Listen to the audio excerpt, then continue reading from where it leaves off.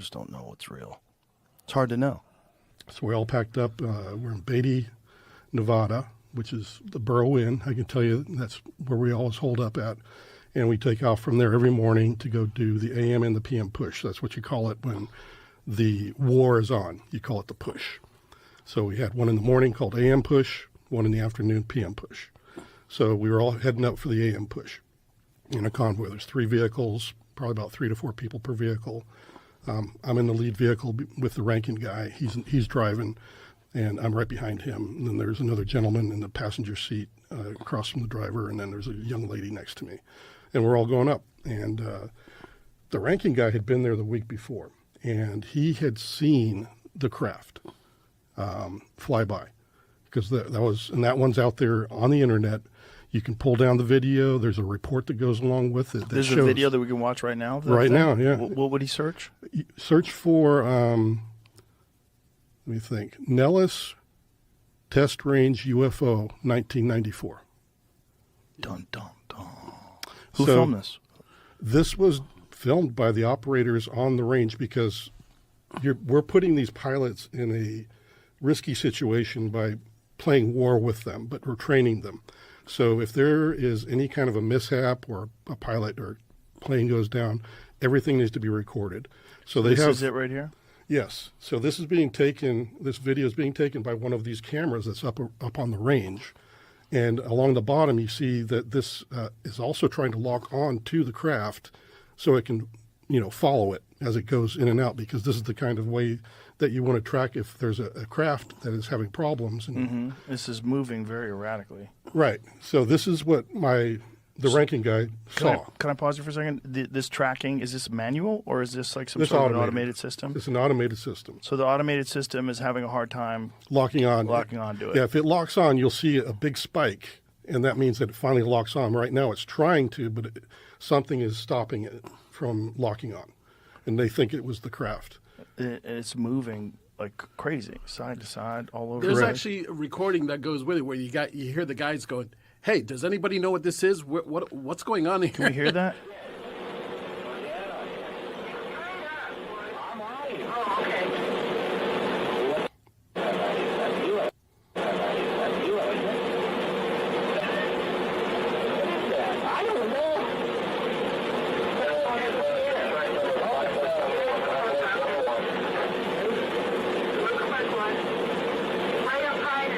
Okay, the sound is terrible. Yeah. They need better mics. Honestly, that's the way it sounds when you're mics? working up there. But I'm anyway, sure. But he's saying, what is that? I don't know. We're having a hard time locking onto it. Right. This is the video operator. So the following week after this happens, this video is taken, the ranking guy who had been there the week before and saw this thing flying, he takes us in this, when you go on the range through this one gate here, it goes up a little ways, and then there's a cantonment area. It's got a very small place where you can change your tires, get gas, just minor maintenance to get your butt home if you have a car that's busted. And then in the back of that cantonment area, there's 2 huts that look like campers, really, glorified campers. So the video operators are in the one that's off to the northeast of the cantonment, and in the very corner of it.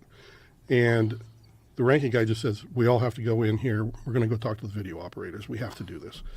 And this was because the week prior, everybody came back to garrison or back to our unit, and they had seen this thing, and they were all talking about this UFO. So we go in there, and there's the video operator. He has us all write our names down, whether we were there and saw it the first week or not. Then he makes us all sit down and watch that video. And he says, do you know what this is? And we're like, no.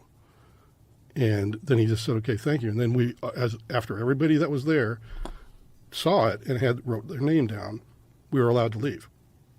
And that was all that was required. And so I was like, well, what was that all about? But then as I'm exiting, this lady that had been sitting against the wall on the far part of this little hut that we were in, and she grabs my arm and she just says, there's somebody on the range, don't talk to him. And she was really, really freaked out. And I'm like, thanks, strange, freaky lady. Got it. And I'm like, whatever. So we all hop out, we get in the vehicles, and then start taking off towards Quartz Mountain, because right at that cantonment area, there's a hard right. there's a hard right that goes off to Quartz Mountain. And about a mile, half a mile to a mile down that road, it's all dirt road up, by the way, there's this guy. It looks like he's wearing a uniform like we are. He got battle dress uniform on. So he sees us, and he starts to look like he's running, and he's got this really weird run, like his arms are kind of flailing behind him. It's like he was running against a hurricane wind, and it was like he was going to fall over at any time. And I was like, yeah, it's a bit windy today, but it ain't that bad. So it looked really strange, and then I began to notice his skin tone looked like he might be hypothermic. And I'm thinking, oh, crap, this dude's been out here. It's freaking freezing out here, because it was a very cold day, and the wind was blowing. It was, those cold days where it didn't matter how many layers you had on. And so as we're getting closer, I'm talking to the ranking guy. Hey, we need to slow down. So anyway, I'm thinking this guy's probably in big trouble. I need to pull off my jacket. I need to give him something to get warm real quick. So I'm starting to do that, and we're approaching, and by the time I get my jacket most of the way off, he's right there at the corner of the front of the car. And so he looks pale? Is that what you're saying? He looked like an albino with a very bluish kind of undertone. If you could imagine, So you're assuming you're immediately associating that with he's freezing. Yeah, because that's all I could equate it to. Right. And then as I'm starting to open my door to try to administer aid to this guy, the dude in the front passenger seat screams he's got no ears. And I thought that was pretty rude, because I was like, the guy's in trouble. Does he have a hat on? He's got a hat on, and he's got BDUs that look absolutely clean, pristine. And when you're uprange, you do not wear your cleanest uniform. You're in a dirty environment. You wear your scuffed up boots. You don't take them with you. So he's got clean battle dress uniform. Everything. United States military very uniform. Out of place. Yeah, it looks very out of place when I finally do it. But anyway, I step out onto the roadway, and this guy screams that he's got no ears. And I just thinking it's really rude. And then I close the door, and I look up, and he's got no freaking ears. And his eyes are twice as big. And I just am like, yeah, what the hell did I just walk into? This guy's not from around here. How far away from him are you? Probably from me to just a few feet. Yeah, just talking distance. Okay. And I'm starting to freak out, but then he starts to talk to me, and it's not my language, but it's coming to the understanding is like coming into my mind about every word he's saying. So he's actually saying words. He's saying words, but it doesn't sound like anything I've heard before. But you're understanding what he's saying. But I'm understanding. So I know there's a telepathic thing going on here, and it calms me down at the same time because I'm having to respond to him. And he's like, hello, I'm having trouble with my craft. I need some repair material. Do you know where I could find some tritium? And this is what he's talking to me about. And I'm like, you mean titanium? Because I didn't know anything about tritium at the time. But titanium, he's like, no, it's not it. And I'm like, well, at this point in my career, I had just left the program. So I knew where Dreamland was. And I pointed to the mountain range because you can see for days in the desert. But I pointed towards the mountain range and I said, Dreamland's just over there. And this wave of emotion hit me like disgust. Like, I am not going to talk to those barbarians and murderers. Wow. So he was saying that to you, his reaction to going to the military base was, exactly. Yeah. He did not like it. He said, I am not going to talk to those people. And then I was like, well, shoot. And it was barbarians and murderers? He literally, that was what he called them, yes. And mentally, that's what it was. But the emotion. Tritium, is this a real thing? Well, that's what, I've had a lot of friends. There's analysts also that were on the top secret network that were trying to help me understand what material. We were throwing everything at him. We're like, is it this? Is it this? And he's like, finally, no. That's the one. When they hit tritium, I was like, that's what it was. That's what he said. And what is tritium? It's a type of, well, can he bring it up on the? Yeah, sure. Yeah, because it should pop up on Wikipedia pretty quick. But it has some properties that probably would work. But are you saying tritium? Yeah, tritium is, that's the stuff that's in loom. Like in your watch, when your watch glows, that's they make those where they're basically like radioactive isotopes that stay lit. So like if you get like a Marathon watch, Marathon makes military watches, and the it doesn't need like this watch. You need the light and light charges the loom, and then when it's dark out, you could read the hands for like a few hours. It's the thing that they used to put on the end of the guns, right? Exactly, they still do. A lot, like SIG has them on look their up guns. Tritium also. Put an Tritium end in is there. just a lot. It's I did that. That's not giving me much. so Tritium, chunky glow in the dark glitter. What is that? Oh, these are game websites. Oh, I see. I don't know. Okay, so it's tritium. Then I may be mispronouncing. But it. tritium that's that radioactive isotope. That's the stuff that emits light. Yep. So emits a weak form of radiation. Yes. A rare radioactive isotope of hydrogen with a half-life of 12.3 years. Okay. So this is what he's asking me for. So he's asking you for that stuff? Tritium? Yep. And I'm like, I don't know where to get. Oh, look at that. It's used in boosted fission weapons and thermonuclear weapons. Oh, great. That sounds reassuring, right? I wonder what the fuck it's doing on your wrist. Is there anybody... This is what the best image that we have of what he could have looked like. Oh, boy. Can you send that to Jamie? Yeah, I don't know Jamie's number, but we'll find a way to... Yeah. Yeah. Is that an iPhone? If I had my phone, I would, but it's out there, I think. Yeah, airdrop it to Jamie. Do you know how to do that? There was How that dare one. you not know how to do that? And there's a Your three-dimensional. guy works with UFOs. You better know how to do that. Well, there's a three-dimensional image of the craft as well that is really spot on from what I saw that day. Yeah. Because not only did I see this guy running towards us and talking to him, but off the shoulder on the north side of the roadway, that's where the craft was just resting on the desert floor. And I got a really good look at it at that point. And this guy did a 3D rendering of the description, and it's spot on as I've ever seen. It's almost perfect. So he asks you for tritium. You tell him this is what it looked like. This is what the guy looked like. Pretty close to it. Yo. The nose was a little bit rounder on the end, but that was a really good rendition. But yeah, his eyes almost came out to here on the temple. Wow. And that would freak me out. It freaked me out. I mean, honestly, I'm not an easy guy to get freaked out, but that really put that, like you just saw an alligator pop up out of the water kind of thing. Right. So when you tell him go to Dreamland, it says I'm not going to go where those murderers and barbarians are, and then what happens? And he said no. So I was like, well, where else can I possibly point him to? Because I'm like, I don't know any metallurgists or whatever.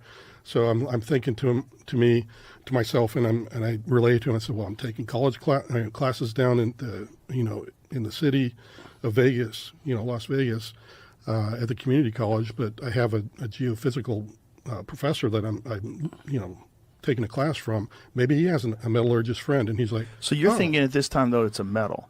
I am, yes. Right, because you're thinking it's some kind of like titanium, some type of. Right. And there's also when This is the 3D image of what the craft looks like? That is almost as spot on as I've ever seen. That is about it right there. That's almost exactly what I saw resting on the desert floor.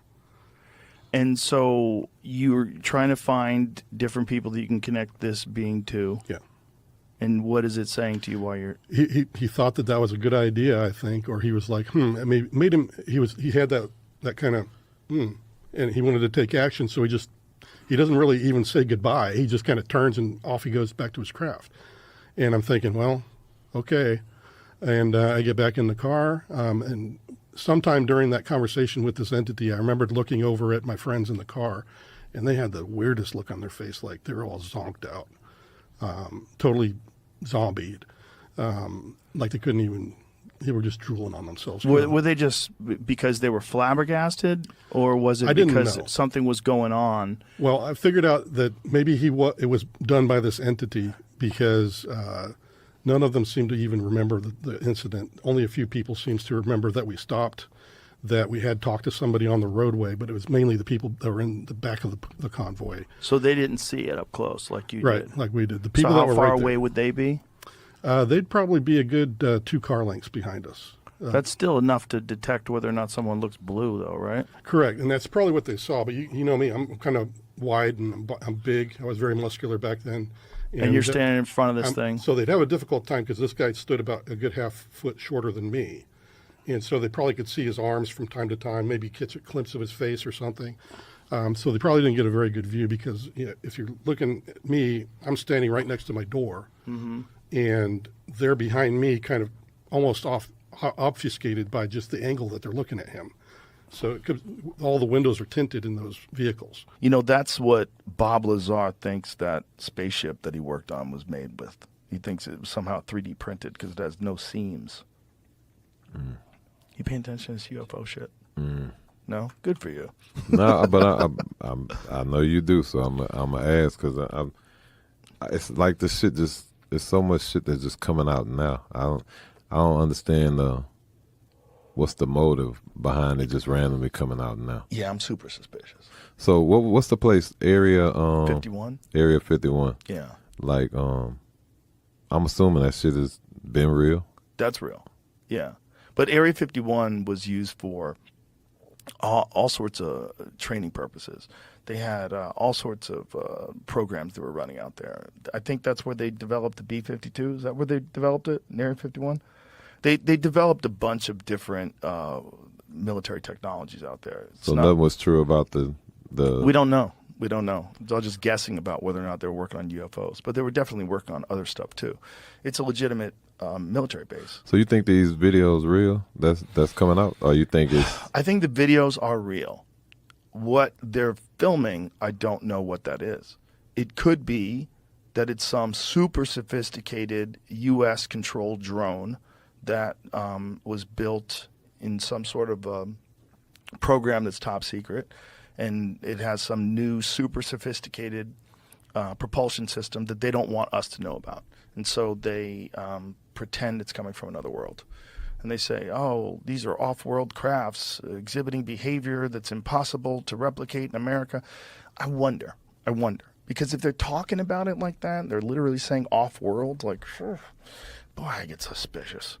I get suspicious because they're not super honest about anything. No, why would they be honest about spaceships? Then it just randomly happens now. You know? Yeah, it's another nice distraction. It gets people all excited. You know, the fucking fake little Mexican UFO baby. They're doubling down. No, they're not. They took it. This is from the MRI yesterday. They said it's one skeleton. Where did they find that at? Like they're trying. Other like American scientists are saying, well, then let people test samples of it or something. But did they have images from the MRI? I mean, I don't know that they showed those actual images, but the doctor that took it, he said right here, they belong to a single skeleton that has not been joined to other pieces. Interesting.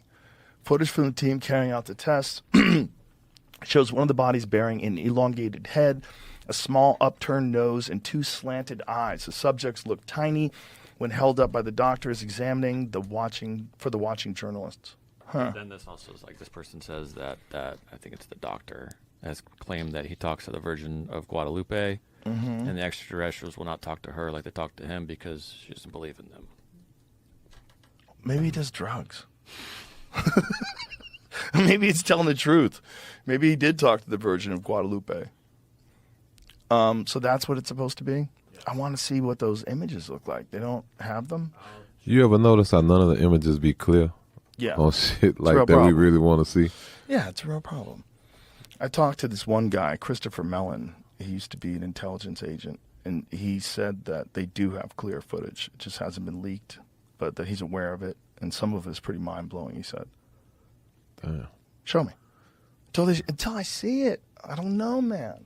I feel like a dummy because I want to believe in it so bad. That's the problem. Because it's so fun. You know, the idea of spaceships coming here from another galaxy. That's amazing. I don't know how fun, especially if they ain't friendly. Well, if they weren't friendly, we'd already be fucked, right? I mean, if they've been coming here forever, supposedly, and they haven't hurt us yet, we're probably okay. You know? I think they're probably observing us. They're probably, if they are coming from another world, they're probably making sure we don't blow ourselves up. They're probably realizing that we're at this convergence of the evolution of the biology and then science and technology and its abilities that far surpass like the speed that the biology evolves. Like the biology evolves very slowly relatively compared to these computers. The things that they're able to do, these spaceships and the flying cars, and it's like we have so much ability now, and we're still the same kind of creature. We're still humans, you know, but now we have this insane ability to blow up a whole country Like we have nuclear bombs. We're all pointing them at each other, and there's enough to wipe out the whole world. Like if I was an alien, I'd be like, let's keep an eye on these crazy fucks. You know, these people are wild. Let's keep an eye on them. Yeah, man.